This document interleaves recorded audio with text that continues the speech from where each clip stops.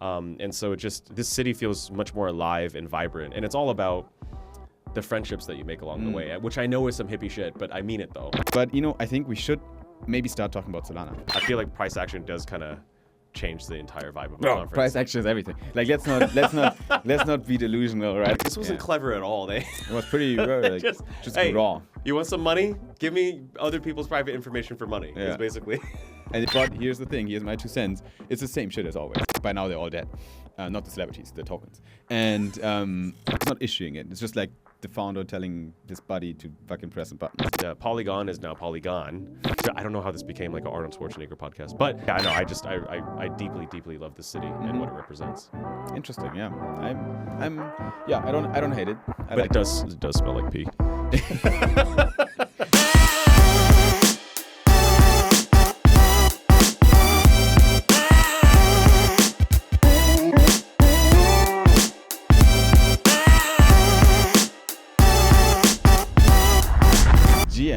And welcome everyone to Solana's finest podcast with my dear friend Eno and myself Simon, where it is our job to throw you into the Solana rabbit hole and show you around in this exciting ecosystem. We're here to tell you about the latest and greatest that's going on in Solana so that you never run out of fun things to talk about. Simon, where are we right now? Where in the world of Carmen Sandiego? Where are we? Well, this is the NASA studio, and we're about to send a ship into space, an airship into. That's how I feel, at least. Because you guys have no idea how this looks like here right now. And if you are listening to this on Spotify and Apple as a podcast, then I recommend you to check out our YouTube channel to see this setup as well, because we do have a visual as well of how it looks like here. We're activating the backstage camera. So hello everyone, we are here right now today in New York City. Soul Brothers are in New York City, and we are in the Solana Labs office. Basically, right? Yep. That's where we are, and we have a professional podcast studio set up right here, and it looks fucking insane. I don't know about you, but I feel special right now. I feel super special, and actually, we should give a special thanks to Kaplan, who is not here right now, but there was a gentleman who works over at Solana Labs, making sure that all the equipment and all the audio just works. All the audio, all the equipment. Why do you speak like Trump? I don't know. We're in New York, the greatest city in the world. This guy puts in a U.S. Sweater, and dude, fuck you! I look good in this jacket. You actually look really good in this jacket. No, but no, for real. Like it's funny as fuck. I picked up this jacket on the streets of New York. It was just completely random. But we're at Accelerate. We're bringing Solana to America. America, USA. Exactly. I'm from California, so I can say shit like that. Yeah, I can't really, because we fucking lost the war. But dude, bro. What, too much?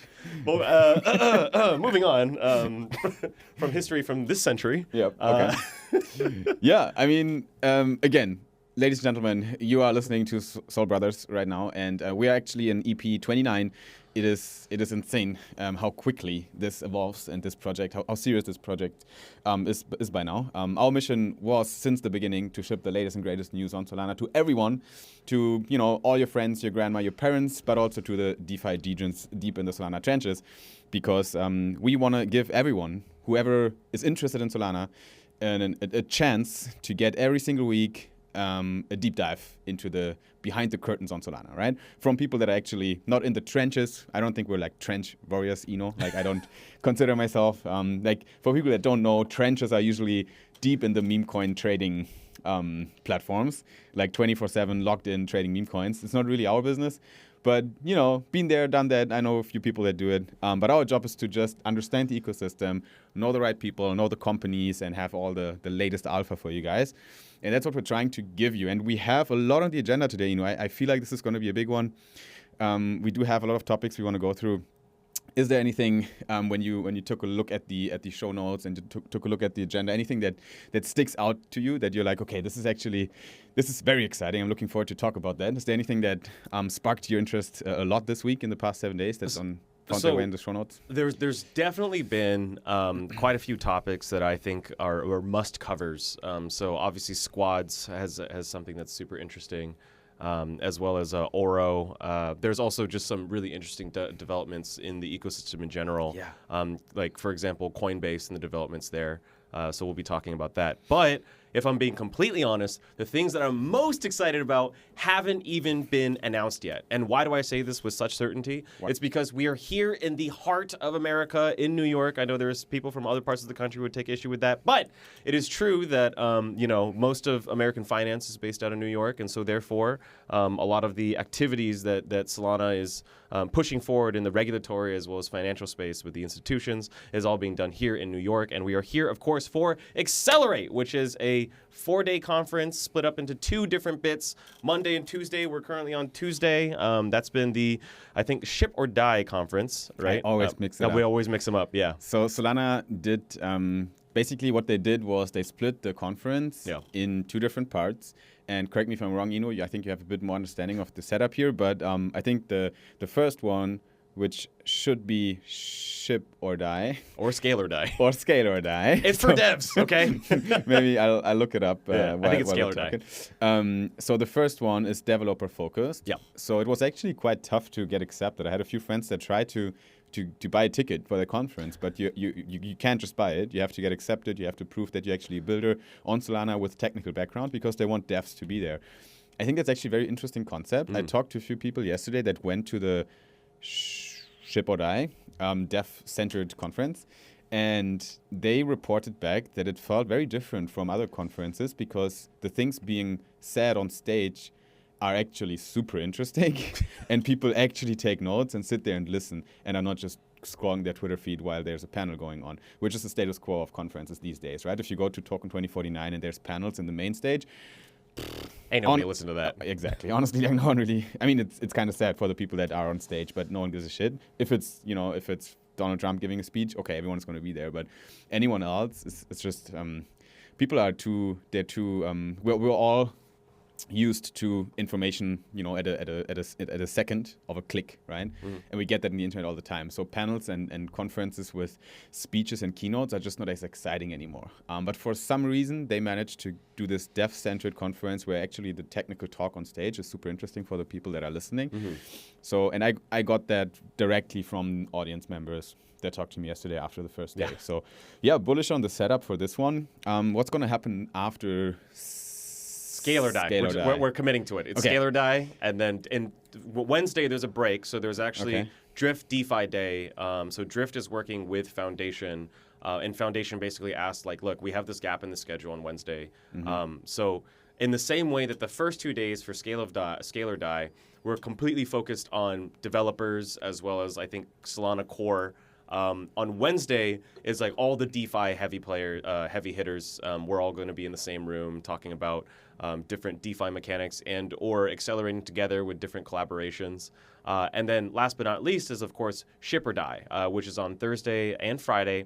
And it's kind of more meant for everybody, right? The community as well as builders. And that's why I was saying that I am most excited for what has not been announced yet. And what hasn't been announced yet is all the shit that's going to be on stage on Thursday and Friday. So obviously we have some cool developments leading up into Accelerate, things that people have announced. But certainly in the next few days to come, I feel like next Monday, we're going to be very busy covering all the shit that comes out of this conference.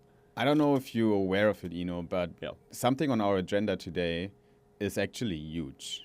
It is huge. It's an update on the consensus layer of Solana. Oh, right. And we're gonna get to that later in the show. Right. But it's an update directly shipped by the Solana development team, right? Like the company called Anza. They are doing research level work on the protocol level of Solana, right? Since that's their core business. So they're working on the protocol itself, and they shipped an update to the actual consensus layer. It's quite a technical topic. We're going to cover the kind of the surface of it without going too deep, as this is not a highly technical podcast, and we're not highly technical people. Right? Let's not lie to ourselves. But the implications of it are huge for the ecosystem and for apps being built on Solana and for the future of Solana itself. It is actually the biggest update the blockchain ever had. I don't know if you're aware of that, but it is crazy. So that's definitely something that I'm excited about to talk about on the agenda. But I'm also excited to talk about what's happening here on site, because now we explained to you guys already what's happening on Accelerate, how the conference is structured, but there's a lot of people, that are not making it to the conference. Yeah. So they are, they're somewhere in the world, they couldn't take a flight here. Yeah. And I think we have the chance to give them a glimpse into what it's like here. Yeah. And the feeling I don't want to create is the feeling you usually get from not attending and scrolling the timeline, which is, oh fuck, I'm not there and everyone's having fun. Yeah. I don't want, so let's try to not create that sort of FOMO in people. Sure. Let's just try to give a sense of positivity for the ecosystem by us reporting how great it is here on site, and giving you guys the, as I want you to feel like you're here, right? By listening to our stories. And I think actually you're the best person to talk about New York because you actually lived here. Yeah, for a period of time in my 20s, when I was working at Samsung, I was living in New York as well as New Jersey. Right, and I'd like to ask a question. I don't know if you have a great answer for this. This is all not prep, but let's see what you're thinking. Back then, you've been in a different part of your life, I guess, in a different mind state as well. Yep. Solana didn't happen yet to you. Yeah, so, didn't happen yet to me. It literally happened to us, that's not, it happened to us. We need to be grateful for what's happening here. Sure. But yeah, it hasn't touched you yet. So now you're coming back here, and maybe you've been here in between, but now you're back here and you're, deep into Solana. Like you're running this podcast, you know all the projects. Your life looks very different these days. Yes. How do you perceive the city from the Samsung Eno that was in Web 2, kind of different kind of personality probably as well. Then you made some personal progress, and now you're the Solana Eno, and you come back here to New York. Did anything change in the way you view the city when getting here, and your thoughts about the city? Yeah, I mean, so just from that's a great question. Thanks for that, Simon. At that point in my career, I was pretty low on the totem pole, and I still am in life. But just meaning to say, I had very little agency at that time, or at least I perceived that I had very little agency. And so because I was so early in my career, this felt like a very lonely city. I've always loved New York. I loved spending time in Central Park. Actually, every weekend I would go to the Metropolitan Museum of Art. At the time, it was free, and that's how I got my art education as well. Was just going to museums every single weekend. Mm-hmm. And so but to be really, even though I loved the cultural elements of New York, it was a very, very lonely city. And the only people I could really talk to at that time were the folks that I was working with, which was all in the Samsung offices and or the banks that I was negotiating contracts with. But now, being at a stage in my life in which I have much more agency, and I've been in a founder role a couple of times, failed, but growing pains. But at the very least, I feel like because of this global family that we've put together. I mean, it's not just, it's like we got family in literally every corner of the earth at this point, all throughout APAC, all throughout the Middle East, all throughout Europe, and now in America. We have people that we've spent some really quality time with, and not just in America, but now we're all here. And so this city feels much more alive and vibrant. And it's all about the friendships that you make along the way, which I know is some hippie shit, but I mean it though. Mm-hmm. It actually does make a material difference to your experience of this city if you have people that you hang with. Honestly, I think places are about people essentially, right? When you ask someone, what do you think about Dubai? What do you think about Singapore? The first thing that you invoke with asking this question in the other person's mind is, who did I hang with? Who do I know there? What did I do there with people? Yeah. Right? In most cases, right? Of course, you have an opinion on the city itself and the structure and how clean it is, and but usually the memories that stick to us, related to places, are people. Yeah.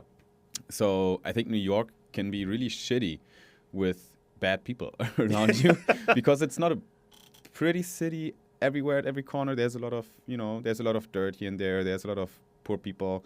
So you have these sides of New York. So if you're in a bad mind spot, I probably recommend you to go somewhere else. If you're mentally in a bad situation, right? I think maybe it's different for everyone, right? Yeah.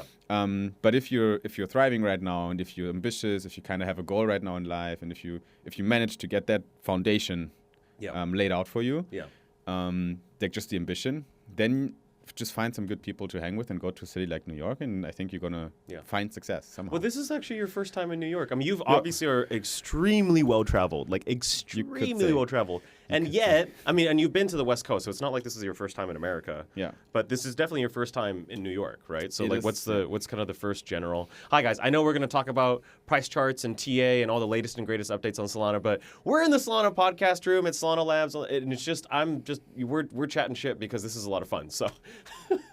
It's just today we're gonna take it a bit slower. I think this episode is gonna cover a lot of ground and a lot of it's a long form one, right, for you guys. So if you want the latest and greatest, then just wait for our summary of this EP to ship. our editor Caveman is gonna do a good job at summarizing. But we're going to enjoy the moment here a little bit and talk a little bit left and right? And take a few corners. So I've been here now 24 hours, right? So I just arrived yesterday. Fresh off the airplane. So fresh off the airplane, staying in New Jersey, right next to New York. Yeah. So it's kind of, I see that part of the city as well. Yeah. Jersey's actually very interesting. It's kind of low-key, it's a little bit less shiny than Manhattan, obviously. You have a lot of the people living there that can't afford to live in Manhattan, like myself. So that's I like that. I like that environment, honestly. Sure. It's a bit easier, it's a bit simpler, and it feels safe as well there. Yeah. Honestly. So New Jersey's cool. The metro and all that kind of stuff. I think it's a part of New York. You gotta embrace it. You gotta embrace the P. Because it fucking stinks. But don't cut this, Josh. Like I don't want the sentence to be kind of without context. So it is, like it's not pretty, but you can like it. It has. Yeah. Oh man, I shouldn't. It has flavor, I want to say, but yeah, in this context, it sounds bad. Yeah. But New York has its own character, right? And you can feel it. It's not always pretty. It's very human. It's very human. It's not perfect. But I feel productive here, which is great. Yeah. Good energy. Yeah. I like cities where my energy levels are healthy. Yeah. And it happens a lot in cities that are vibrant, right? And Dubai is vibrant. That's why I like to go there. There are a lot of shit happening there. People are always on. But I have a similar feeling over here as well. I mean, the way that I always like to describe New York is that it's the one city in the world that has a true nexus of disciplines, right? So, I mean, this isn't just like San Francisco is very much tech. Like, obviously, there are other things that we do great in San Francisco, but if you think about like what industry resides and is pushed in San Francisco from a policy perspective, from like the talent, even the local universities, it's all just tech, right? New York is everything, right? Like you have the tech, you have the fashion, you have the music, you have arts, you have finance, now Web3, which and it's not just finance. Yeah, there is the internet capital markets, but it's much more than that, right? So like what I always appreciated about New York is that, hey, if I'm trying to make friends in San Francisco, it's all techies. Like that's just who I'm going to be hanging out with. But like when I meet my friends in New York, it's truly an extremely diverse crowd. You got people who work in the publishing business, and then you got people who are investment bankers for the last like 10 years, consultants, fine art painters, musicians. I mean, like you really get a true nexus of people. And so I bring that up because a lot of inspiration, I think, comes from this multidisciplinary collaboration, right? People that you might not have originally thought would have been interesting for your life's mission or what you care about actually end up becoming some of your best friends because they think so differently than you and you have a different perspective. And likewise, you're providing them with, a perspective they might not have ever considered. So yeah, I know. I deeply, deeply love this city and what it represents. Interesting. Yeah. I don't hate it. But it does smell like pee. City of pee. Like the good cities in the world smell like pee. Just be a man. I mean, someone was telling me that New York in the wintertime is actually very pleasant. Okay. Because it's like... It smells less. Yeah, you can't smell anything because it's just cold, right? But it's cold and gray. So you gotta there's one death to die, right? Yeah. So you can't have everything. I'm originally from a village, but I spent a lot of time in Frankfurt in Germany. You have not been there, really, I think. Maybe at the airport, if at all. Never. Not even the airport. Yeah. That's sad. But Frankfurt is a similar setup in terms of the people you meet there. Yeah. So you have like from all walks of life people, right? Like from all the way down to all the way up. Yeah. You got them all. Which I like. It makes it more human again, right? Yeah. Because it's not a perfect polished city. And then you have the financial services industry, which is big in Frankfurt as well. That's where I come from and what I studied. And coming to New York, it's kind of it feels interesting because I think we call the downtown part of Frankfurt, we call it Manhattan. Main is the river flying through, going through Frankfurt. M-A-I-N. So it's called Manhattan because it's a play on Manhattan, obviously, with the river name Manhattan. Okay, so this is actually because America usually takes names from other countries. It's not officially called Manhattan, right? Okay, it's slang, right? Like people post it. Yeah, but this is like the one instance where I feel like we kind of exported a name, right? It's like Manhattan. Because honestly, I think it's fair to say that Frankfurt is the only city in Europe with an actual skyline. Yeah. So where you can, make a picture and then you have like a skyline, right? Like high rises and stuff. Yeah. Europe is usually a very flat piece of land. Yeah. all over Europe. All the major cities are kind of flat when it comes to buildings. Yeah. So I think that's why it feels a bit like Manhattan in Frankfurt downtown. Yeah. But like very small, like a tiny Manhattan. So that's Manhattan. Little side fact. Ladies and gentlemen, we're also always live streaming while we're recording Soul Brothers. So if you want to join us while we're live, then you can also join us usually on Mondays if we don't have a special occasion like this week where we stream on a Tuesday, but we usually announce that on Twitter as well. So you can stay in the loop by following Soul Brothers Pod on Twitter. But, I think we should maybe start talking about Solana. Yeah, maybe start talking about Solana. In America! We're in America, baby. So let's start.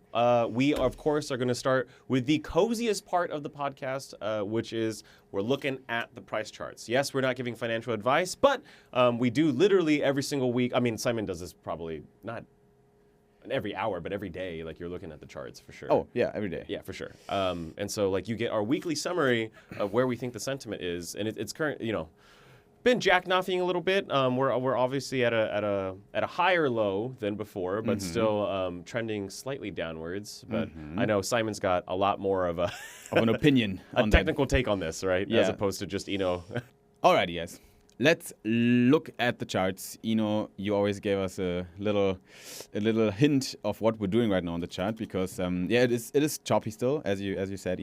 We're right now in a range on the Solana chart where there's indecision again. And there's a lot of indecision on the Solana price chart. So let's zoom out again on the daily price chart. We are looking at $166 as of today. And we are right now in this range up here, very close to the all-time highs. So we've seen an all-time high this year already in January 2025, up to $300. And the previous all-time high was actually in November 21. So there was a long path, a long valley of despair in between. And right now, we're trying to make our way up again to one more all-time high. And I think it is still realistic. It could happen. My view has not changed at all since the last couple of weeks. But I can give you an update on the microstructures of what's happening on the way there. If you guys are interested in what's happening next to Solana, I might be able to give you at least an idea or a hint, let's call it a prediction of what happens, which is always based on probabilities. And that means it's never a strict, yes, it's going to happen. It is always a maybe it's going to happen, but based on probabilities. And we're using a few chart analysis tools to help us in these decision-making paths that win right now when we might want to swing trade this a bit. So I personally are still a bit bearish right now on the Solana chart in the midterm because I think a little more of a recovery is due. We saw one big wave to the upside from the low at $95 to the high of 188 now, right? Where we stopped last weekish. That first big push to the upside consisted of a 1, 2, 3, 4, 5 wave structure, and I believe the fifth wave might has topped out here in the $185, $188 section. Now, that means after the fifth wave maxed out, we are in this top phase here where it's usually a bit choppy, a bit indecisive in the market, and we don't know yet. Is it gonna go down? Is it gonna go up next? One more high? I think we're correcting right now, and the chart has shown us this weakness. There was a price level around the $166 right here, where we saw a lot of resistance, and we bounced actually 1, 2, 3, 4 times on that level, and then we saw a significant drop to the downside. And I believe right now, to give you guys the next steps, what's happening, I think we are making our way in this downwave movement here. Basically, we're correcting the whole 1, 2, 3, 4, 5 setup. We're correcting the whole setup to the downside, and that might bring us down to somewhere between $120 and $140. So that's realistic, right? We don't have to go that low, but it would make total sense, just looking at the chart, to go that low. On the way there, though, we're going to see a bit more volatility. Right now, I believe we are in this A wave to the downside. So one A wave to the downside. We will see another B wave to the upside before we then see the final push in the last C to the downside. That brings us into this area here, where it might be, again, interesting to open long positions if you want to swing trade a little bit, right? But I wouldn't do it right now. But this is not financial advice. I'm just giving you probabilities of what might happen in the future on the Solana chart by looking at some of these markers. Now, to wrap this whole topic up, I think the A wave that is right now here playing out to the downside might be complete, but maybe not. Right now, I think the price is trying to do one more high before it then pushes down here in this C of A, basically, right? And then we're gonna top or find a resistance somewhere around here between 156 and 143, see another bounce to the upside, and then a drop to the downside. Let's see if it plays out. So far, I think our analysis usually worked out pretty well. One last piece of information, I think that makes a lot of sense, and I think, Eno, I told it to you before as well. There's this gap in the volumes as well, in the buying volumes. So you have a lot of volume up here between the high that we saw around 185, and then now the 160 here, where we kind of stopped dropping and found resistance on the downside. There's like quite a gap, right, of volumes, and that usually means also that there's not a lot of resistance. So once the price breaks through this level here, we could see quite a quick bounce, not a bounce, a quick drop through this kind of low volume area here into a lower section. So that's what I'm looking for, right? Maybe wait a few hours now to see if the price attempts one more high. Then might be a good position to short for lower prices, and then we go back into a new all-time high at some point, I hope, but it will take a bit longer. Thank you very much for that technical analysis like you provide every single week, Simon. And so the long and the short of it is, we could see some pretty insane pumps, or which is hilarious, but it's actually both things, right? We could see some insane pumps or some more movement to the downside, which doesn't tell anything. It doesn't tell anybody. But at the same time, it's like... No, I think if I have to play the market right now, I wouldn't long right now. Yeah, that's my analysis, because I think we kind of topped out and we haven't recovered enough.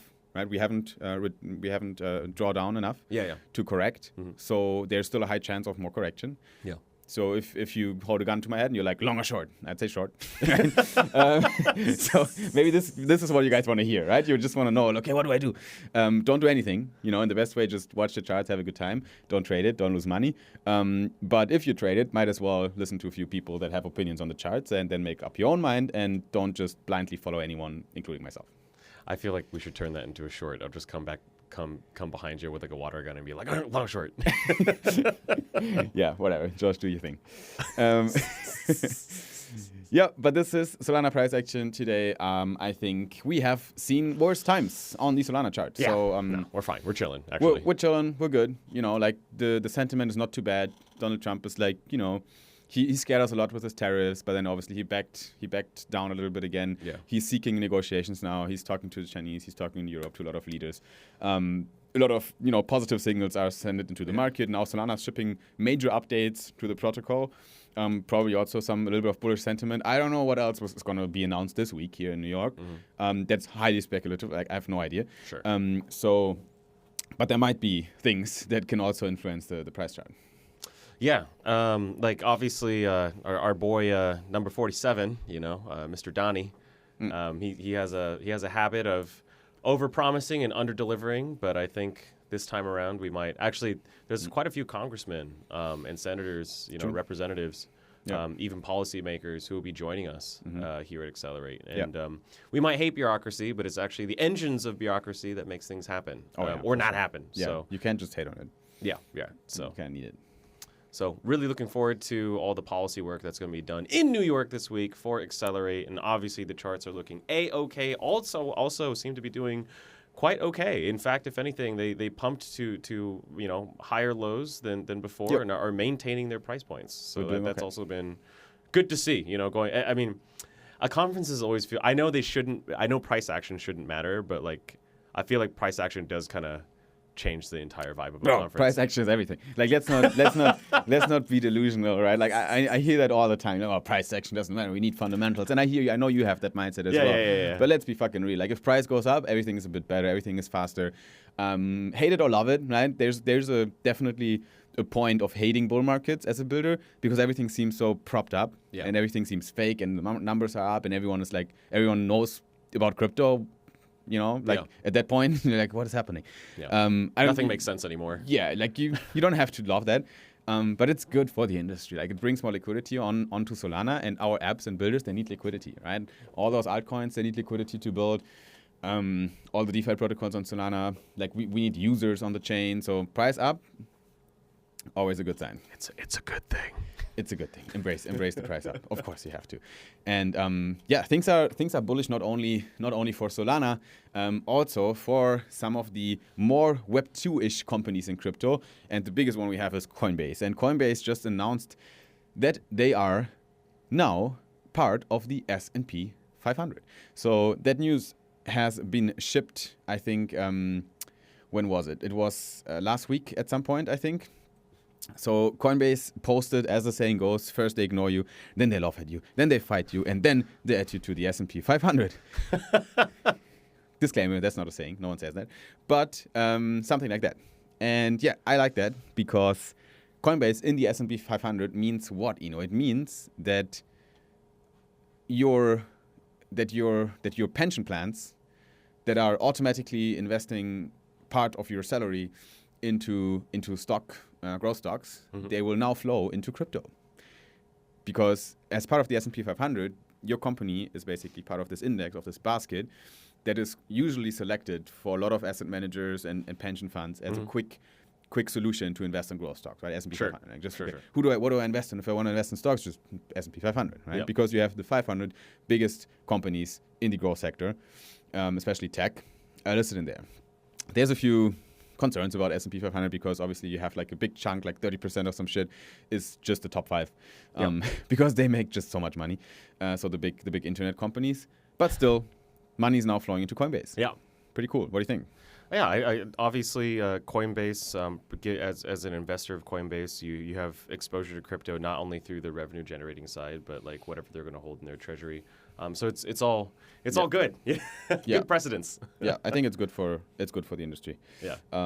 That's for sure. And we have a few more news when it comes to token announcements as well on Solana. There's one protocol that we haven't talked a lot about, and I think also in the industry it is almost a bit underestimated, maybe, because I don't know how familiar you are with Stabble, but Stabble is an exchange on Solana that has actually seen a good amount of volumes and trading activity. Yeah. Right. So they're not small, and they had a sale on Fjord Foundry. This was posted yesterday, and they will launch their token very soon. Because if you do an IDO on Fjord, that means your token is coming. So, have you ever interacted with Stabble by any chance? Yeah, when I was back working on ISC, had worked with the Stabble team, but I thought, it's a DEX, right? Yep. But really curious on like what their positioning is now, especially considering that we have protocols like Perenna and also like FX Swap, which is being built by my old team. So is this more of a they haven't been making a lot of, as far as I'm concerned, have not been making a lot of noise with regards to Solana. I haven't heard a lot about from Stabble on Solana. I almost felt like they were on EVM first, but I could just be making up. Yeah, I mean, I have a bit of a background because I do know one of the co-founders really well. Big shout out to Julian. Thanks for always being on top of things on Solana. You probably met him as well. Guy with a beard, looks like a bear. Sure. Julian, German guy. But builds like a bull. Bitte? What? Looks like a bear, but builds like a bull. Builds like a bull. So he initially is one of the co-founders, and Stabble was called SolarX, SOLA/X before. And they've been pretty Solana focused all the time. But I think they just haven't made a lot of noise, right? They just kept building, which is, it's good. But yeah, they just announced the call here, the token sale. It's done on Fjord, so they raised 190K, as it looks like, on Fjord Foundry at an FTV of $24 million. On Fjord Foundry, you have this price finding curve, basically, where your token finds its fair valuation based on token demand, and it seems like they found the valuation at 24 million. Sorry, and billion, easy, no problem. Shout out. And yeah, let's see what they will do next. I think the sale actually goes on for 20 more hours, so people can still participate in it. And I think that means that the token is going to be live trading very soon. So I think it makes sense to just follow the Stabble account on Twitter and see what other announcements might come in the next couple of days. I feel like that's also a really good proxy to figure out where we are in the market, is where are teams willing to literally bet their life on when to launch their token, right? Yeah. Because you're in a real bear when nobody is launching tokens, especially the serious protocols, because I know they spend days, if not weeks, like thinking about just having that conversation of when is the launch date going to be. Yeah. And so dudes launched last week or 2 weeks ago, and then now we have Stabble who's doing an IDO. Also Mountain DAO, working with Futarchy, MetaDAO. To launch MTN. So there have been quite a few major token launches in the last few weeks. Like, obviously, it's not an avalanche of token launches, but you can definitely tell a little bit about where we are in the market based on that. Yeah. Okay. Well, congratulations to Stabble, and wish you all the best with your IDO. Exactly. Yeah. Usually teams hold a little bit off on the token launches when the market is not so. But then they all go at the same time. Yeah. I have my own opinion on it. I think you shouldn't delay it too long. Usually it has been always a bad decision to delay token launches. Yeah. I know for a fact as well that Stabble has been delaying a lot because they used to plan to launch with LFG even back then with Jupiter. They've been on the LFG voting.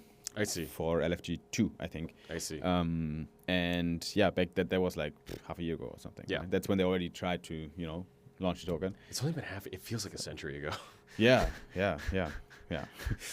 LFG is but there's stuff happening also on the LFG department.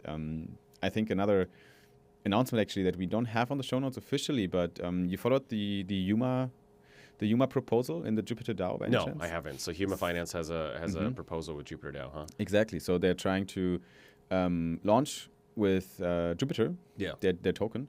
And they also want to combine the forces, basically. So the proposal officially says that Huma Finance is proposing a DAO alliance with the Jupiter DAO to bring the first launch on Jupiter's new pre-sale platform, setting a precedent for serious high-integrity projects committed to on-chain value creation. Yeah. Can we talk about LFG V1 and like what that was, and like Huma? There's like a lot of players here in the story. Yeah. So it's like... Yeah, Jupiter works on a lot of initiatives, and one of them obviously was a token launchpad that was powered by Meteora. Yeah. And the first version of it was a true voting system in which the Jupiter team would pre-vet 4 to 5 teams, and then the community, the Jupiter DAO itself, would actually vote and get token incentives from those teams, based on who they want to launch as a part of the LFG platform. In fact, Solana ID was also tempting in the second round. Yeah, you guys were in the second round of the voting, and but that token launchpad didn't really work out because without naming names, there were a couple of tokens that were launched, using LFG, and no disrespect to the teams I'm referring to. I actually know some of the founders there, and I don't hate you guys, love you, but I mean, if we're just being objective, right?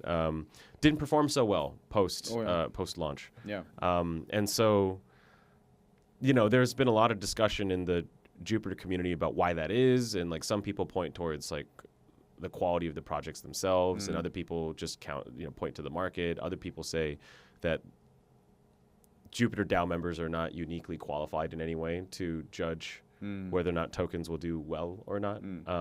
And so, yeah, I think the second version of LFG is now very much much tighter control. Much tighter control. Yeah, More curated. right. Huma, I mean, there's no way that Huma Finance's proposal to Jupiter DAO is like just a decentralized proposal. That's obviously been something that's been talked about behind the scenes. I mean, it has to be. Yeah. I mean, Huma Finance's founder, Herbal, who I really, really love. Herbal is, and also Richard, really solid builders. But coincidentally, know Meow from a past life, right? So like they're, very friendly. Let's put it that way. And what's Huma Finance, Simon? So Huma Finance is building a payment network, a new sort of payment network on the Solana blockchain, and they also right now stick out on the market a lot because of their APY product. So they also offer a 10%, 10.5%-ish APY for you putting your stablecoins into Huma Finance, right? Yeah. And yeah, I think the token is coming very soon, and in preparation for that, they are obviously attempting to do it via Jupiter and with an alliance as well. So the proposal right now on the table that says that 1% of the total supply of Huma tokens available, they only go to Jup stakers. And then depending on how much Jupiter you staked, you get the allocation of the 1%. Right? Sure. So the more you stake, the more you can buy. Sure. So that's basically a pre-sale that is gated by Jup staking. Kind of makes sense for both sides. Like it gives exposure to Huma token to a curated audience of people, Jupiter stakers, Jupiter audience. And it gives people that want to get their hands on Huma tokens early, basically it will create token demand for Jupiter token because they have to stake it. So kind of makes sense. Tokens will be locked for 3 months post-TG though, if you buy on the pre-sale, Huma tokens. And then the second component to the proposal is a DAO to DAO treasury swap. Oh. So they want to swap Huma tokens to Jup tokens and vice versa. So basically, $250,000 worth of Huma tokens are going to be exchanged for $250 worth of Jup tokens at the current valuation of Okay, so it's Jupiter. It's like a nominal swap. It's not like a... Okay, I see. Yep. So they valuing Huma at 75 million FTV for that swap. And obviously Jupiter at whatever it's going to be valued at that time of the swap. Yep. And then it's going to be locked for a year on both sides. Okay, I see. I mean, like I'm really bullish on Huma because having worked in I feel like I'm bragging about it now, but having worked in stable coins for 2 years, we know. But they're working on PayFi, right, which is unlocking the time value of your money. So you might have heard slogans like "Buy now, pay never." What that essentially means is that you are paying for things off of the yield on the principal, right? So Huma provides infrastructure in which companies can gather capital, so from retail. So like let's say that's, I don't know, $1,000, right? And then let's say the time value of your money today is like 10% over the year. So that would mean that with PayFi, you can unlock $100 worth of credits, or as long as you keep that initial 1,000 staked or borrow and lending or whatever the exact mechanism is. But you get to use that time value of your money, again, the yield, which is at $100 on $1,000, let's say. And the end of it all, at the end of the year, let's say it's a year staking, you get that initial principal back. So that's why I'm really bullish on PayFi, because it unlocks a lot of use cases where you can start spending yield and people can just get value out of their. I mean, a lot of people are just sitting on their money in their savings account, which is just it's kind of dumb, Yeah. Oh no, that's for sure. Yeah. And I think crypto has so many interesting ways to create more value out of your money. 100%. So, and that's why, I like the payment sector overall. Yeah, it's one of the bull cases for crypto is payments. Yeah. And Huma, I think, is trying to tap into a few payment sectors over here. So on their website as well, they say we do cross-border payment financing, we do stablecoin-backed cards, we do institutional-ready same-day settlements that eliminate capital inefficiencies. They do trade finance and deep-in financing, unlock capital for deep-in networks with innovative financing solutions. So quite a big product suite, I'd say, that they're trying to tap into, which makes sense as well, because all these things are pretty much needed, right? And you can definitely do, especially the cross-border payments with crypto, like such a good use case. Stablecoin-backed cards, we all use them. So, it kind of makes sense. It checks out. Let's see how the proposal goes. On Jup, actually, at the time of recording, today is the 20th of May, so by the time this podcast goes out, the DAO proposal might have finished. It finished on the 22nd of May, and then you can check it out. If you're in the live stream right now and you have not voted yet and you have Jupe staked, then head over to vote.jupe.ag and try to give your vote. Eno, did you vote already? No, but guess what I'm doing right now? Here we go. So I don't want to miss that proposal. I voted yesterday already. But you can obviously decide for yourself if you're for that proposal or against it. I don't think there's a lot of reasons to be against it. See, guys, this is why you have to watch Soul Brothers Pod, because even I keep track of what I believe to be all the stuff in the ecosystem. Yep. And even right now, I am currently connecting to vote.jupe.ag to vote with my stake Jupe on this proposal. As you should.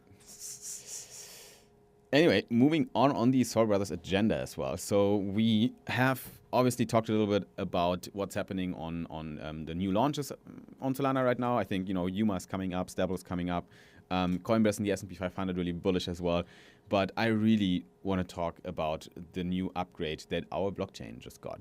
I want to talk a little bit about what they call Alpenglow. Alpenglow has been announced by Anza, and it's bringing 100x reduction in transaction finality to Solana, which is pretty big. So let me give you that little pitch here as well. A median latency of 150 milliseconds does not just mean that Solana is fast, it means Solana can compete with Web 2 infrastructure in terms of responsiveness, potentially making blockchain technology viable for entirely new categories of applications that demand real-time performance. Did you get that? That means we are now at a point where the blockchain is becoming so fast because 150 milliseconds median latency is 100x reduction in finality until actually the data you're trying to inscribe in the blockchain is final, right? And that's a pretty important, that's the latency we always talk about. That's a pretty important part of a blockchain tech stack. Because if you don't have that finality, that quick finality, a lot of the use cases that we're building, especially in DeFi, they become less feasible because it's not as tamper-proof, right? If you can wait for 5 hours until a transaction is actually final, right? So if you want to have use cases that are especially, kind of in the trading to improve trading, on-chain trading, I think that a median latency of 150 milliseconds is going to improve that a lot.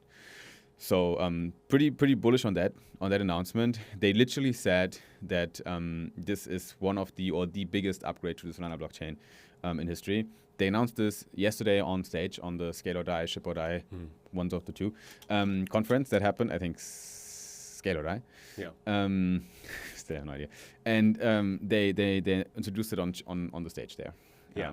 I guess my big question is this related to the essay that was co-authored between Max Resnick and Toly? Because what they had described there was a system in which you could have several leads, right, concurrently. And so I'm just wondering whether or not this proposed upgrade is related to that essay, or if that essay is more like a Mercedes concept car, where it sounds really nice in theory, but we haven't exactly implemented this yet. Like, do you know? I think it's not like directly related. I see. We're talking about two different things here. I think Alpenglow has been in the development since a while now. Yeah. And now it's basically just they just shipped it, right? Yeah. And yeah, they just another key fact, a bit more technical, of how the Solana blockchain usually works. Is that we had a consensus mechanism on Solana that is known to be proof of history. And I think Anatoly has talked about it at the early stages of Solana when people asked him, what is this thing that you're building? What is different to Ethereum? And he's like, yeah, we have a proof of history. And then he explains what it is, and we have a consensus mechanism called Tower BFT that usually did the finality and consensus work behind the scenes. And now proof of history is history. It is gone. It is being replaced by new systems that have new names as well. It's called Votor, handling voting and block finalization, and Rotor, managing data dissemination. And if you want to learn more about this and how this actually works, then Soul Brothers podcast is probably not the place, because we don't want to make things too technical. We want to give you the essence of things and why it's relevant for the Solana ecosystem. But for everyone who's a bit more nerdy, like myself as well, then head over to the Anza Twitter channel, which is ANZA_XYZ. And you can check out the blog post as well, which is linked in their latest tweet, where they introduce Alpenglow a new consensus for Solana. Yeah. And yeah, it's all in here where they go through the whole proposal, what it means for the blockchain as well.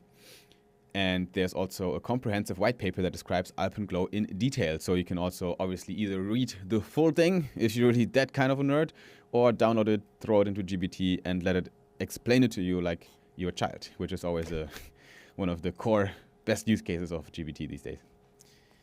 Yeah, I'm really looking forward to having a conversation with a few people who can tell me more specifically, like, what does this mean for us, right? If the long and the short of it is, hey, don't worry about it, we're taking care of things, and it just means that we'll finally be on par with Web 2, and it's more improvements coming, then that's all I really need to know. But I suspect now that I'm working at Sanctum, working on LSTs as well as growing the stake on Solana, this is probably directly relevant to my damn job. So I should probably read that white paper. Exactly, or at least find the person that can explain you a bit more about it. Yeah. It's going to be an interesting conversation as well. Yeah. But yeah, that's amazing. I'm really bullish on these fundamental updates to Solana, because they will make it easier for builders to come up with new great ideas. And talking about great ideas as well, I have a few more items lined up here that we can double click on. And the next one involves a company called Oro. Usman, what's up, man? Usman's a very good friend of ours from Dubai. I mean, like he's all around the world, but like we met him in Dubai. I'm like, when's the first time you met Usman? I couldn't tell you. Probably Founders Villa. Right. One, was he there? Yeah. So I'm pretty sure Usman and me, we met the first time over there as well in Dubai in the Founders Villa, and then obviously at all the events I'm bumping into the man. And yeah, what is Oro doing in a nutshell? I think it's pretty simple to explain the use case, which is great. Tokenized gold. Awesome. Everybody needs tokenized gold. It's not just retail. A lot of people, I think, might raise their eyebrows with tokenized gold and be like, why would retail want gold exposure? Well, I mean, I think that there are some gold bugs on Solana. In fact, there's a couple I won't name because they're extremely private, but people who are super into gold, like gold is the BTC is digital gold, but the reason why people use that phrasing is because people who believe in gold fucking believe in gold, right? They're like, no, fiat currency is all a scam. Only your precious metals are the things that you can take with you.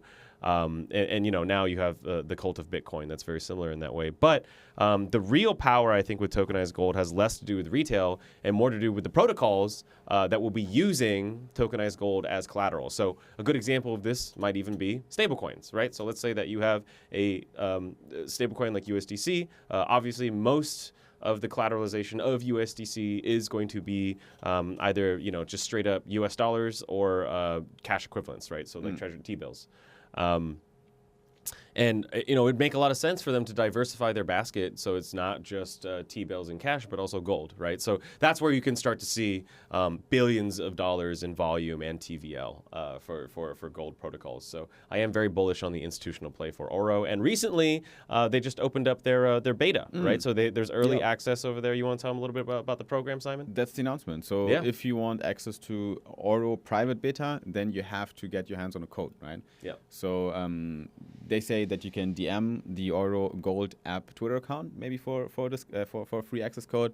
Maybe the Soul Brothers can help, so you can also reach out to us. I think we could probably secure a few codes as well.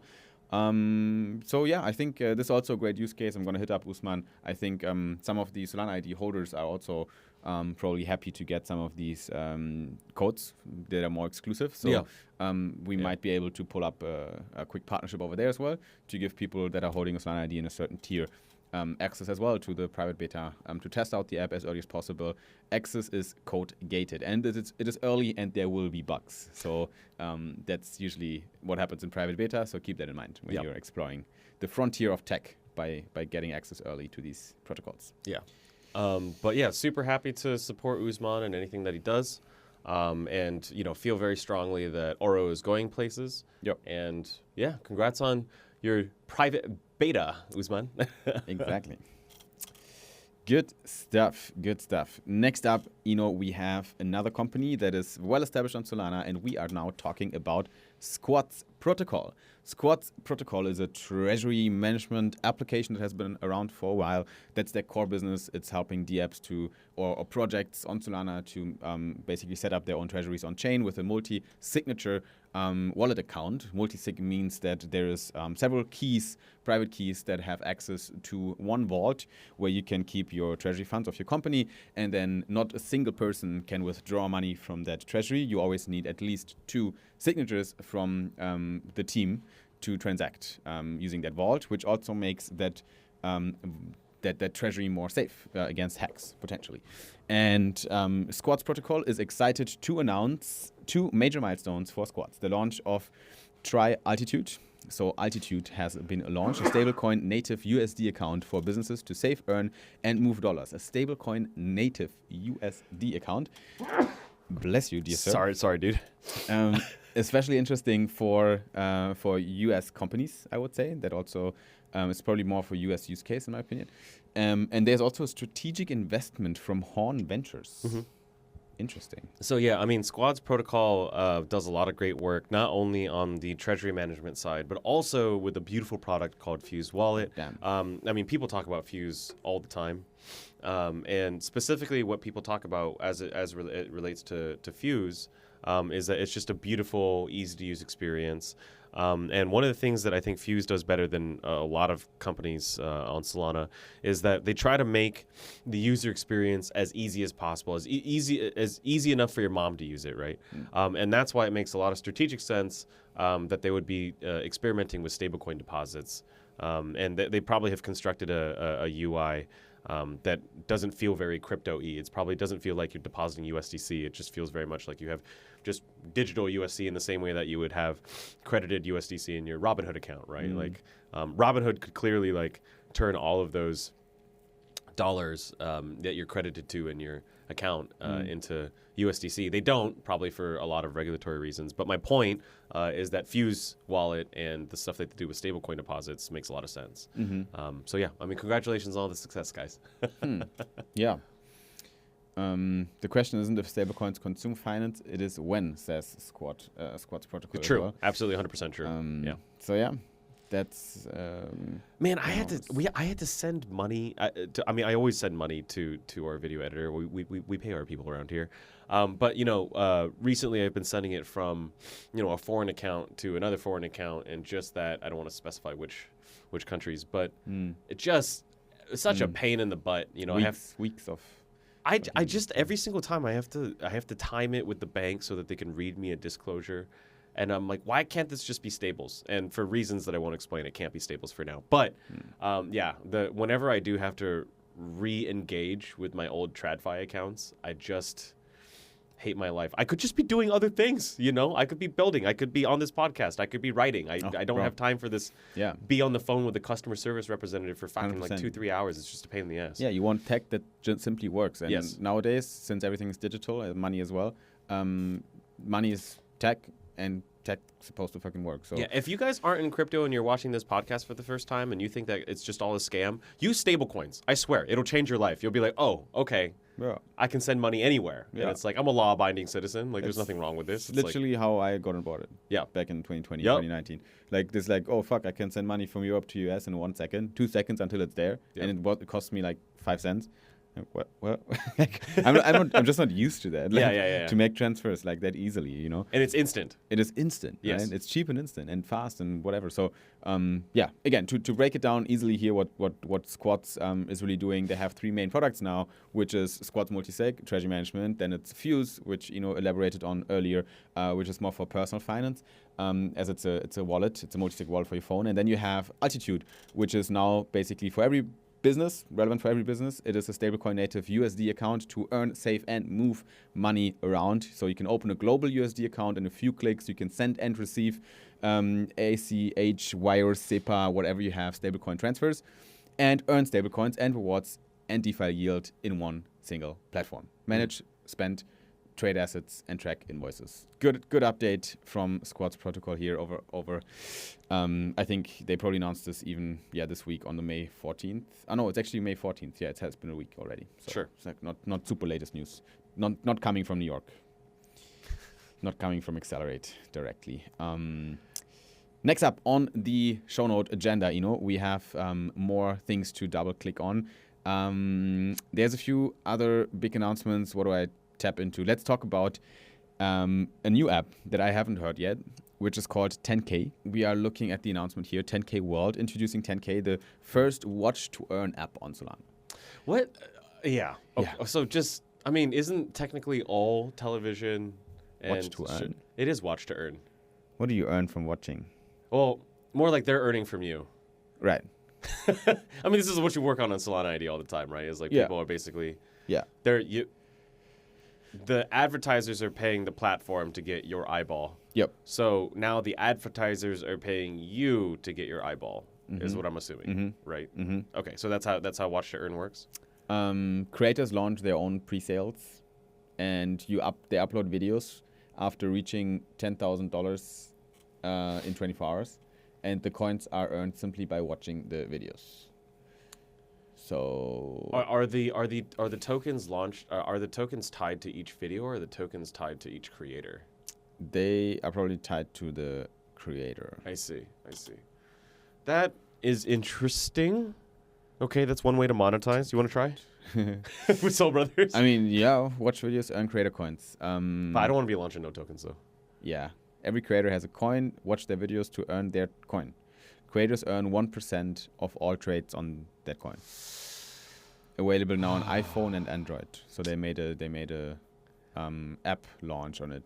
I'm curious to learn more about them. Would love to talk to the team, what they're up to. Yeah. No, I'm curious too. I mean, here, Jake by who's that man? I don't know. Podcasting, writing, investing. So he's now live. Watch Jake videos on 10K to earn 60% of good luck supply. I guess that's the token. But I think just in general, I feel a little antsy when I hear about creator tokens. You know, I mean, like we had creator coins at Sanctum, but those were LSTs, so that's different. But I mean, like true independent tokens, I'm not sure that I'm entirely convinced that that's the best thing. Having a token directly related to your creator brand. Yeah, I don't know. There's a lot to it. Yeah. Yeah, because here's I'm so old, and I guess my perspective on things is very still tradfi in quite a few ways. But one of them is that launching a token means that you have a lot of fiduciary responsibility to your holders, right? And what I find often happens is that people will launch a token without really thinking about what that means for people who invest in it. And, you know, DGods would be a good example of this. Like Frank, I don't know you, and I really don't mean to pick on you, but you're just very easy to pick on. But, you know, let's look at the DGods journey, right? Like started on Solana, like obviously a great social experimenter, leaves Solana to go to Polygon for a $2 million grant. And he brings his Utes brand as well as the DGods brands with him. The Polygon is now Polygon. So they returned the $2 million grant, came back to Solana. And then, like, that's all fine. Like, up until then, like, I find it cowardly, but, like, really nothing bad has happened, right? Where I think Frank might have lost his way a little bit is, you know, because he was really building for the DGods and Utes communities for what felt like the long term. It was years and years and years of grinding. But then now there's this new mechanism by which you had to swap the DGods NFTs for the DGods token, right? And that's where I start to have some problems personally, where I don't like that because, you know, it was just another social experiment, the tokens. But you cannot treat tokens like and I know that there are reasonable people who would disagree with me, but I don't think that you should treat tokens like just social experiments. Like those should be treated as a financial product. They might not be a security, but if you are trying to hype people into buying this token and they have a chance of losing their money, it's like you need to have what I believe to be at least a 2, 3, 4, 5, 6 year plan for what that looks like. That just doesn't happen in crypto a lot. Well, yeah, I know that doesn't. I know that's like not the consensus view, but that's why I see these platforms that are like launch a token, whatever. Just, you know, on Twitter you could type at so and so launch token, and then the token is created already. There's literal Telegram and Twitter commands that you can send to a bot that will just launch your token for you, and that I'm not so sure I appreciate that that side of Solana. I agree. Just my personal opinion on it. So yeah, Soul Brothers not launching a token anytime soon. I've actually had my first few when I did the Solana ecosystem call last week. I had a few people launch tokens. Few. Yeah. Which was not a nice feel. I actually got very like pissed off Oh, because because people who don't know me or what I stand for will be like, this is your token. I'm like, no, I don't fucking launch tokens. It's crypto, bro. It's permissionless. I know it's permissionless. It can happen to anyone. It has dark side. It has a light side. I'm just saying, not a fan. I know. I hear you. I'm not a fan of the Wi-Fi right now. I'm still not able to connect. Yeah, no, that's fine. But Simon, let's we've been going on for about an hour and 10. We had hopes, we had dreams for exactly what this episode would be, and we got about 90% of the way there. But I'd love to just chat shit with you for the last 10 or 20 minutes or so, and just kind of soak in the moment. And like what we actually, it'd be great. Okay, you know what? Caveman, Josh hates us right now. I can tell. He's watching this podcast and just being like, what the fuck? Like, sorry, with the South African accent. What the fuck is this? Like, how am I supposed to cut this? Yep, that might happen. Yeah, that might happen. So this episode is a lot of stuff going on here. There's some Wi-Fi issues. We're in a completely new setup. We're obviously here on in the Solana Labs office. Covered half the show agenda. Jay, Nick, thank you very much for your hard work. And right now we're just going to be talking a little bit more slice of life, what we're planning on doing at Accelerate, things to look forward to. I know that we don't want to give FOMO, but we do want to give people a sense of them being here. So is there anything that you want to tell the people, Simon?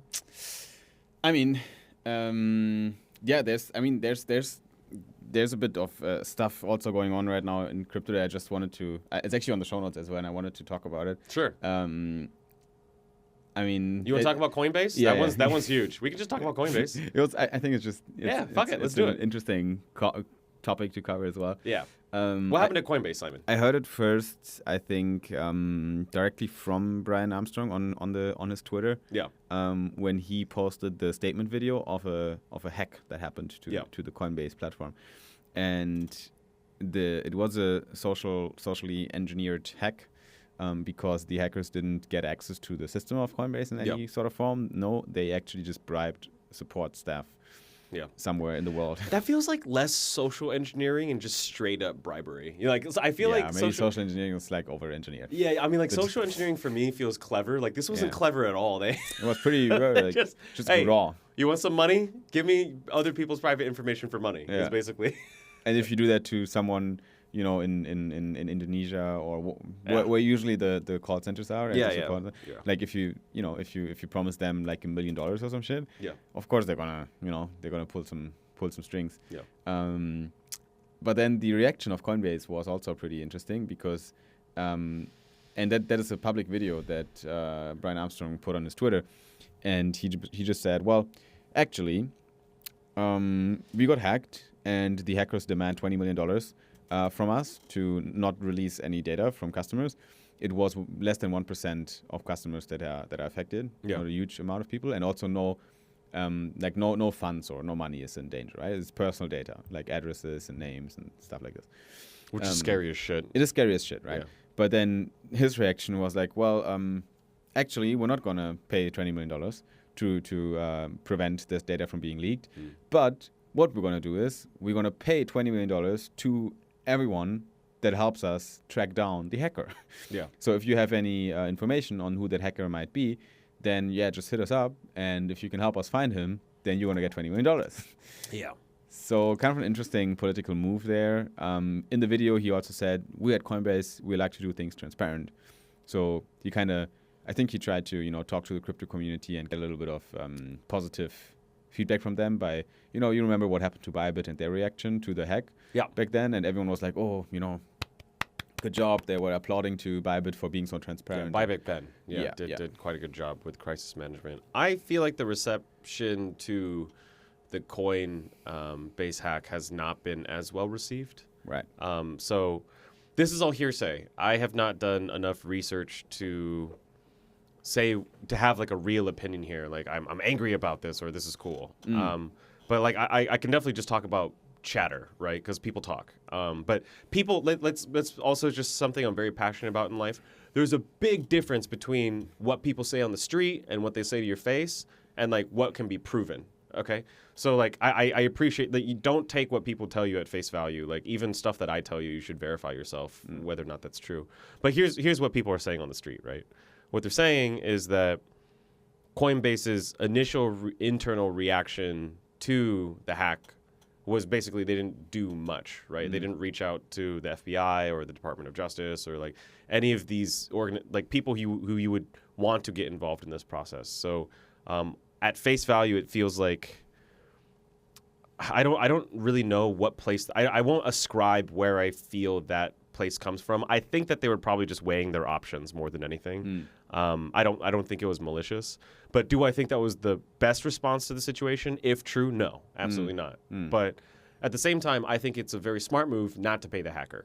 I think that sets the wrong precedent. I think that it endangers Coinbase's customers more to pay the hacker, because then hackers be like, okay, it's open season on Coinbase now. We're just going to do pen test everything. And it happened before. Like Coinbase is actually a lot under fire from hackers. Like I see it all the time. Like, and I think they spend millions every single year on trying to prevent hacks or pay off people that help them to find the people that hacked. So it actually, they have a big loss on that front. So whenever you if you're a Coinbase customer, if you're a Coinbase user, and if you are getting any emails from Coinbase support or calls from them, always be suspicious. Don't click any links, like especially if the emails feel like out of context. Like, oh, someone has tried to log into your account, someone has tried to move funds. Call this number. If you didn't move funds, and then you call the number and you think you're in touch with Coinbase, but you're actually in touch with the hacker. Like that's one scheme that I heard as well. And then they instruct you on the phone to do certain things. And if you're a bit too naive, which happens to all of us, then you fall for it. So be careful and cautious out there when it comes to these things. I mean, Ariel Givner, who's one of the top lawyers on Solana and is the general counsel for MonkeyDAO, as well as doing legal work all across the space, says that she has clients that are reaching out to her now, and they're scared shitless because their their home address where their wife and their kids, are at, and plus. I mean, this is a crazy space where if people see an opportunity for a quick buck, they might go for it, right? So God knows who has that information. And I don't mean to make a mountain out of a molehill, but at the same time, this is a very serious incident. And I know that, I don't know, I mean, the base stuff is cringe, but I think that Coinbase is generally net good for crypto in America. Because of Coinbase's relationship with Circle and USDC, I have a bit of a fondness for the work that they do there. I think that Circle is a good company, a force for good. So my feelings on this are very mixed. I'm not quite so happy with how they dealt with it. But at the same time, I'd love to do more research and kind of figure out how the facts present themselves over time. Do you have an initial reaction to everything you must have heard chatter yourself, right? Yeah. I mean, like I said, I think they need to look at, they just, instead of treating the symptoms, they should probably look at the cause as well and try to just get less hacks. The cause is they got money, Simon. Well, but then use their money to prevent these things from happening in the first place. There's things you can do, obviously cybersecurity. I think they have they're pretty well set up there. But also these kind of things. If you pay your staff enough, if they're loyal, even your customer support that have access to private data, if they're loyal to your company, they wouldn't do things like this, at least less likely. So maybe it was a mismanagement of customer support staff, because usually you don't give a shit about your, honestly, about your staff that's somewhere outsourced in the world. You don't even know who's doing that job for you. It's some private company that you hired. So you're saying probably take care of those people. Take care of these people, maybe internally. If they I don't know about that, but hire them internally, right? Make them Coinbase staff instead of outsourcing them, which usually happens with support staff. Right. And then you're creating this. You're more prone to attacks. Yeah, it's interesting because from a bottom line perspective, you'd be like, why would I spend 4 or 5 times the amount that I would usually spend for customer service when I can get it for way cheaper? And this is. In some special instances, you're probably saving yourself money and reputational risk. Now they have to pay 20 more to either the hacker or the guy who finds the hacker. So you could have also invested 20 million in your support staff. Sure. so and it's always they're difficult company decisions to make, but always easy to judge here in my chair right now. Be like, it's very comfortable to judge when you're not involved in the crisis at all. Yeah. To be very clear, our opinions are interesting, I think, but I mean, like at the end of the day, like what the fuck do we know? You know, like we're not 100%. in the middle of the Coinbase operation. Yeah. But One more thing, Yeah. another thing, bit more Degen talk again. Sure. Let me see, what was the name of that? It was Belief Pad, I think. So have you heard about Belief Pad? This has been all over the timeline. What the hell is this? Yeah. Okay. And then we should probably cover it. So let's. Soul Brothers, we cover it. We cover it. Actually, that's whenever you say that, like in conversations, Yeah. you like you talk to a founder and you're like, oh, if you have anything, just let us know. We cover it. Yeah, exactly. We actually do. Well, I don't mean that as a It's like a BD. meme. It just comes out. It's you a know? meme for me. Like, it's like, you have anything new that's coming out? you should point at me then. Yeah. And then I'm gonna say, we cover it. Like, let's do like this in future when we talk to people. Like you're like, hey, if you're launching a new product, then we're just gonna. Yeah, we cover it. Thank you. Yeah, we're gonna practice this a bit more. Yeah, we gotta workshop that a little bit. Anyway, so Belief Pad enables users to launch tokens with that is similar to Pump.Fund's kind of methodology, Sure. like just a launch pad basically, Sure. but with a twist. The twist is that it's with real projects with real utility. Like, what does that mean? Mm-hmm. Well, it is actually potentially, or it includes actually startups leveraging the platform to launch tokens and fundraise. And when I say startups, I don't mean crypto projects. I mean just traditional Web2 startups that have nothing to do with crypto. That are like, hey, like, why not raise money in this wild crypto world? And here's my 2 cents on it. So again, to make people understand, Belief Pad is a launch pad, same as Pump.Fund, but the twist is that you're actually launching tokens from startup companies that are associated with a startup. There's no real connection usually, like there's no revenue share or something from the startup. It's a meme coin. It's a meme coin. It's a new form of a meme coin. But here's the thing. Here's my 2 cents. It's the same shit as always. It started with celebrity coins, right? We saw that. Yeah. So basically, you launch a coin that is associated with a celebrity. If the celebrity does something stupid, the coin pumps, right? And then it's somehow, by now they're all dead. Not the celebrities, the tokens. And then after this, we had, what else did we have? We had presidents, right? Like political figures. Yeah, we had political coins. We had AI. We had AI coins. I know that people would hate that we're bunching them all together, but Well, literally, we had animals. Yeah. That was actually the first one, right? Like it used to be animals, like with animals. Mudang and so on. You remember Mudang? Yeah, of course. It was cute animal memes. Yeah, Mudang. I don't know if does the guy even live anymore. I don't know. No one gives a shit anymore about Mudang. But like there was Mudang, then there was celebrities, then there was presidents. Some AI meta. Is there anything else in between? Anyway, now we're here and we have startups, tech startups. Again, same thing.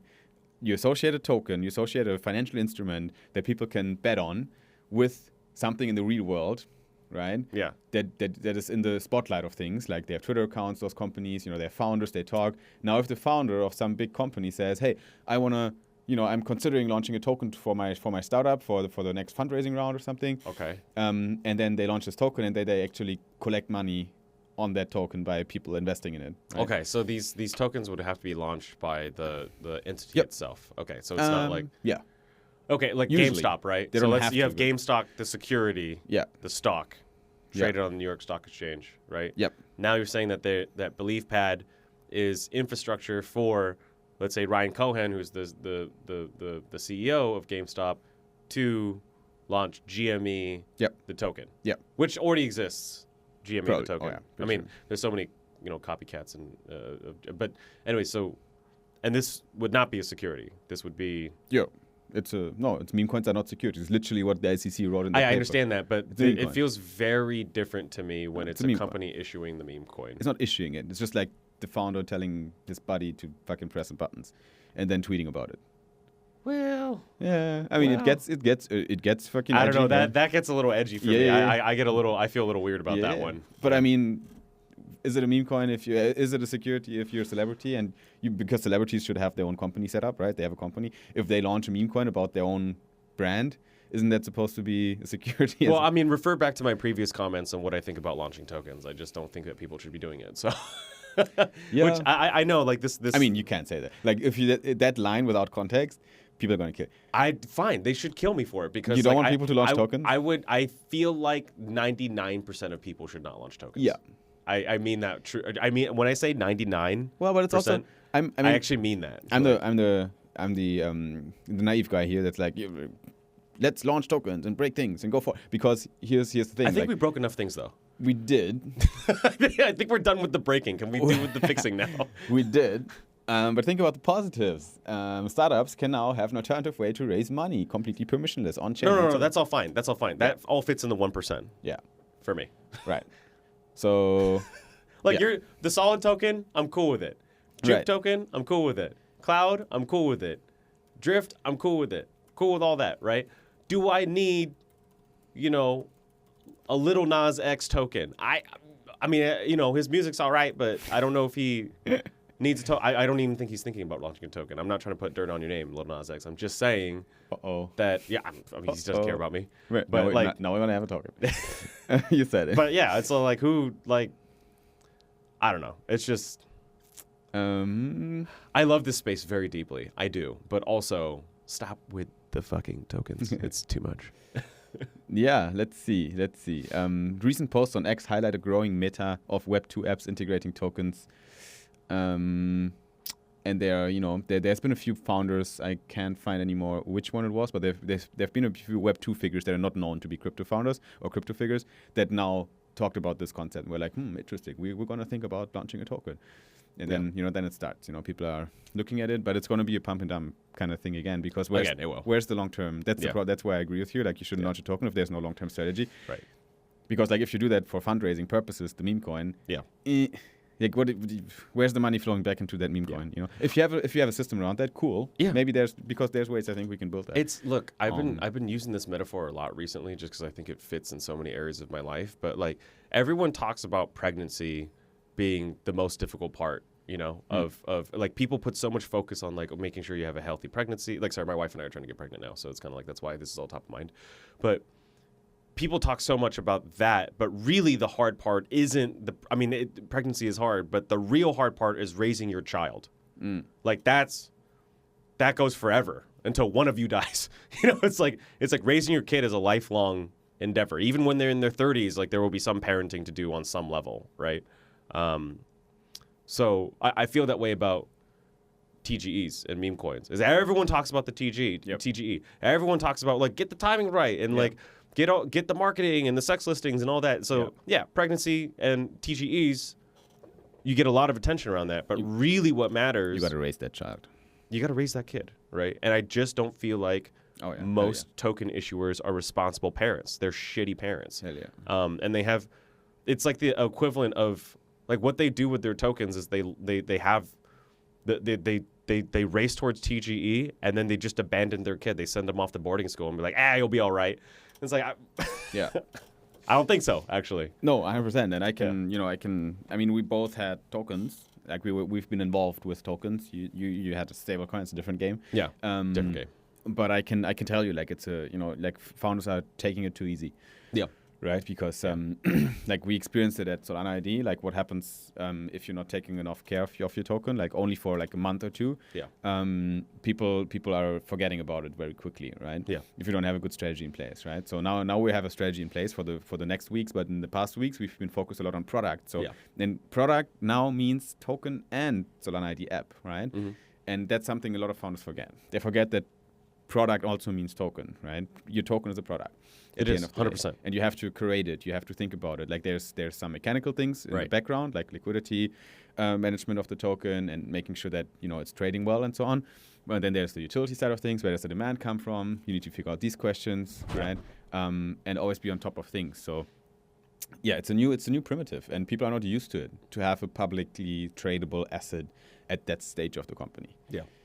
We never had that before. Yeah, I also just feel like people launch tokens way too early. I'm just you guys are not... I know that you need the money, but you guys are not ready, actually. And I don't know what you have to change internally or the conversations that you have or whatever, but this is not it. You guys are not prepared. Obviously, I don't say that to everyone's face because if I just met you, then I'm not going to tell you your token's going to be shit. But if I'm just talking from a broader perspective, how I feel for tokens in general. Believe... And platforms like it. I know everyone's working on token launch platforms, and I don't know, man. I go back and forth. I get it. More tokens are good for the ecosystem on a macro level. It means more borrowing, lending. It means more activity. It means more volume. It means all the stuff that powers Solana DeFi. You need that. But yeah, that's just how I feel on a human level. Yeah, understandably. Yeah. Makes sense. I think we covered it. Yeah, we covered it. We covered a lot of ground. I think what I want to do in future, I always forget it. I want to do some more, just for fun, some live trading. We kind of talked about it before. Yeah. Like before the episode starts, we look at the TA. Yeah. And then we open a short or a long, and then we stay in the position until the podcast is done. Yeah. Either that way, or we kind of swing trade. We open a position in this recording, and then we close it in the next recording. Yeah. That's even a bit. I think that sounds great. Just for fun, not with crazy amounts of money, just with $100 or something. Yeah. To create, just see, Right. to have some skin in the game. Sure. While we always talk about tokens and prices as well. Yeah. It's never financial advice. We have to do these disclaimers here and there as well. But if you're consuming a crypto podcast, you are always interested in prices, and that's why we have to cover it as well, right? Soul Brothers doesn't want to be your TA kind of channel. There's much better content out there when it comes to trading. Mm-hmm. We want to give you the high level takes, right?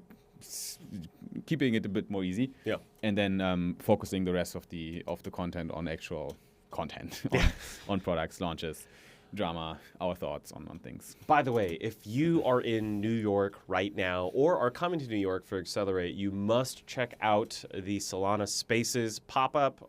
It's on 57th Stanton Street. I still need to go, by the way. Yeah, it's literally a couple of blocks away from the Solana Labs office. But yeah, I believe it's 57th Stanton Street in New York, in Manhattan. I've already picked up some merch. Vibhu and John are absolute geniuses. They've been racing towards the finish line, making sure that store is pretty and fully stocked with amazing Solana merch. I actually think the one, those Roman Catholic candles that Huh?